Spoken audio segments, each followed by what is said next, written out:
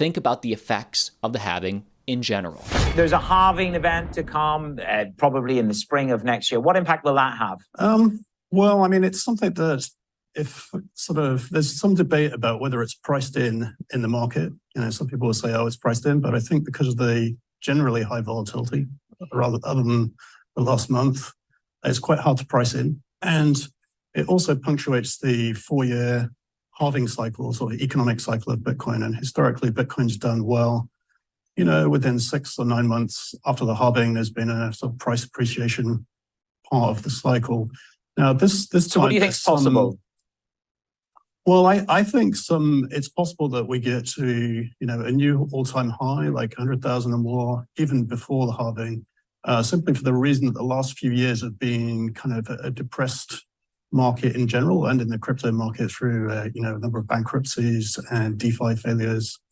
Things like that. Do you really think $100,000 is achievable in Bitcoin before the halving event? There's no fear that you're very resolute on that? Yeah, I mean, actually, I infamously took a small bet with somebody on Twitter on that. It was just some conversation about whether it would happen or not. And this fellow said, well, let's bet on it. So I let him pick the price then. So we're on. Let's see if it happens. So the exact bet from Adam Back was this. I bet Bitcoin reaches or exceeds $100,000 between now and the halving, or around the 31st of March, 2024, with this individual on Twitter, and they wagered 1 million Satoshis to the winner. Now, a sat is the smallest unit of a Bitcoin. 1 million Satoshis is equivalent to 0.01 of a Bitcoin. So honestly, not that much money.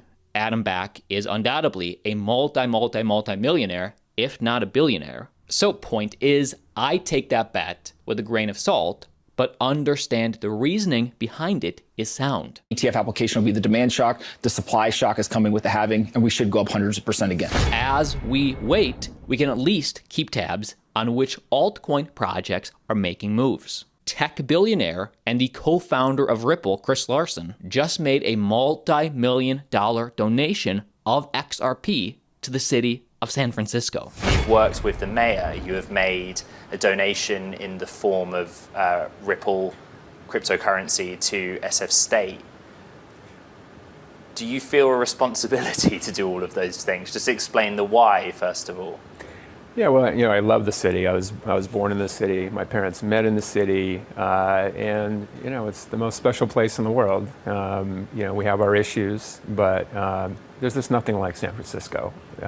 You can't replicate it, so it's worth fighting for and worth investing in. And many of you are asking me, why are the founders of XRP cryptocurrency planting cameras all over the city? Are they watching me? Your relationship to the police, as best I can tell, is you've invested and put into place a network of security cameras, essentially, the easiest layman's expression. What is the thesis there? If you install your own cameras, do you intend, I suppose, to hand over the data or the increased surveillance power to the authorities, or do you use that yourself?